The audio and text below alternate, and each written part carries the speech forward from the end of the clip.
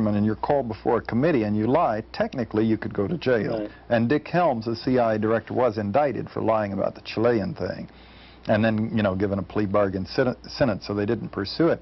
But we did have, in November of 75, we had the CIA director, Bill Colby, who had been putting out our propaganda line to the Senate, our lies, was tied up on a trip or something. And so Bill Nelson, the deputy director of operations, went over to stand in for him. And he said before he went, "I'm not going to lie." And he just flat said it in a staff meeting. He said, "I'm retiring in 3 weeks, and I'll be damned if I'm going to spend my retirement answering perjury charges."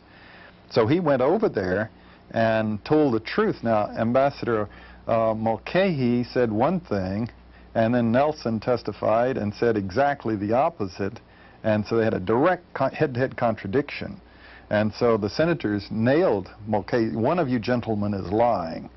And so Mulcahy asked for the opportunity to speak again, in which he clarified his statements and told the truth. But the interesting thing was that that testimony refuted everything else we'd been saying for 3 months. They did not investigate and follow up on it and indict especially Bill Colby for perjury, which they could have on the basis of that. They just let it go. There was no follow-up to it. Well, we've talked a lot about lies and disinformation and information. Let's see the documentary about the CIA and how it manipulates the mass media. After a night of fighting, East Harbor was included at least 40 dying in the land. Because of attacks by Nixon's family from Protestant housing estates in Portugal, very next to the country.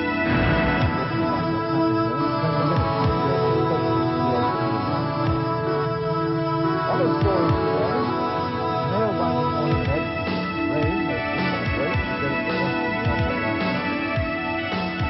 The farmers are frustrated too.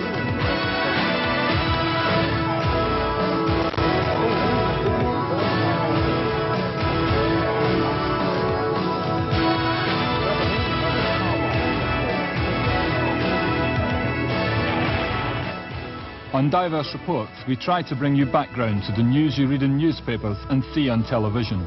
Tonight, how much can we believe about the enemies of the United States?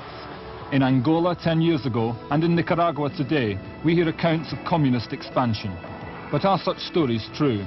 Tonight, 2 former CIA officers tell reporter Christopher Hurd how lies invented about Angola and Nicaragua found their way into the world's press. 2 experienced journalists tell him the difficulties they've had telling fact from fiction. Some people call this process disinformation, others call it lying. The CIA just call it a standard technique.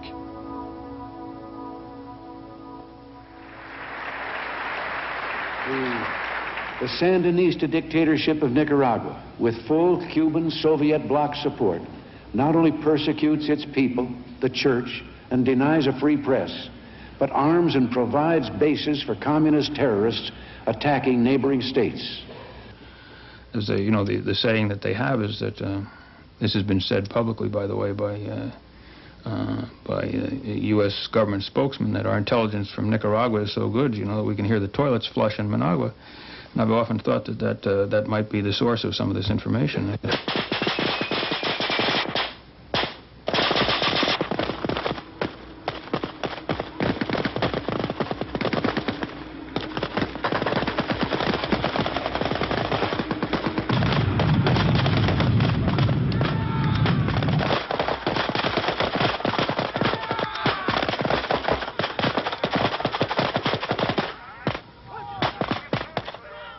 Angola, a country at war.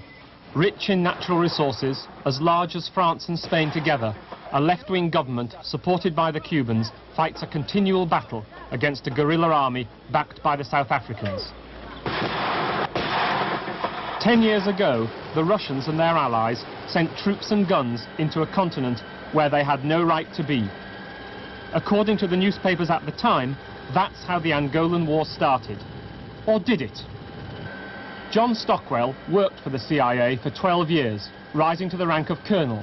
His last assignment was to run America's secret campaign in Angola. We had set ourselves well above and beyond the law. beyond the Congress, beyond the Constitution. We were lying to the President, lying to the Secretary of State, lying to the Congress about what we were doing. 1974, the Portuguese Revolution. The end of centuries of dictatorship and oppression at home, and of Portuguese imperialism in Africa. But as the colonies gain independence, in the largest, Angola, 3 groups vied for control of one of the richest countries in Africa. Jonas Savimbi, a friend of Che Guevara, but now an anti-Marxist, led UNITA. Agostinho Neto, a Western-educated left-winger, led the MPLA. Holden Roberto led the FNLA. He had been on the payroll of the CIA for 14 years, so he was the obvious choice for the seasoned campaigners back in Washington.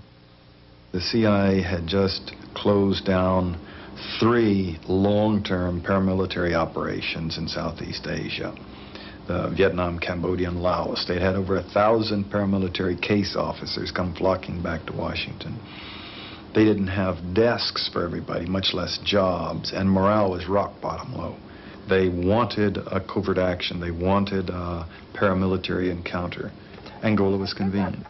There never was a study done of who's who in Angola, who would be best for Angola, who would be best for the CIA or for the United States or what. There was no study done. Well, the rationale was that the Soviet Union was trying to take advantage of the United States' weakness right after the Vietnam War, that Angola was getting its independence and they were trying to snap it up, and that Henry Kissinger decided that we could not be weak and we wouldn't let them do it.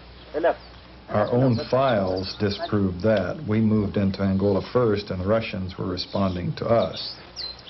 But before the CIA could start a war on the other side of the world, in Angola, it needed the approval of the National Security Council, a key part of the American decision-making machine, where policy is made by the top men in the government and the military. The first briefings on Angola literally went, gentlemen, this is a map of Africa.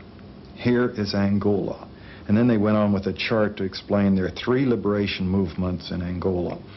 One of them is headed by Holden Roberto. He's the good guy. We've worked with him for years, and they use literally good guy. Then the MPLA is headed by this drunken, psychotic Marxist poet, Agostinho Neto. He's the bad guy. And they used exactly so to make sure that people understood. And then, you know, like I say, you pack off and go off to and they come in for the next briefing about Micronesia or somewhere.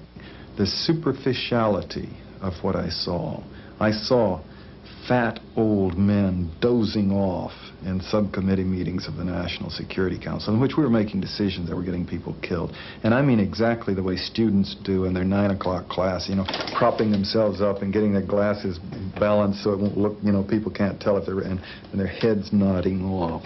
And then you'd have to wake them up sort of to get their concurrence on, so I explained something to them again. But the newspapers contain nothing about the fascinating way in which policy was made. Instead, they fell victim to Stockwell's worldwide campaign of disinformation. The basic theme was to make it look like a Russian and Cuban aggression in Angola. And so any kind of story that you could write and get into the media anywhere that pushed that line, you did. 1/3 of my staff in this task force was covert action, was propagandists whose professional career jobs was making up stories and finding ways to get them into the press. From the CIA's headquarters, Stockwell put his propagandists into London, Lisbon, Lusaka and Kinshasa. From the safety of such cities, none of which are actually in Angola, they wrote press releases for the FNLA and UNITA, which were fed into the ticker tapes of the Western media. The propagandists assiduously courted Western journalists, briefing them and wining and dining them. His man in Lusaka was particularly enthusiastic. He ran a story that the city of Malanje had been captured by the UNITA forces, and in doing so had captured 20 Russian advisors. And they thought this would show that Russians were running the thing in Angola. There weren't Russian advisors. It wasn't a factor, and we knew that. So I went to the British Museum's newspaper library to see how successful Stockwell had been.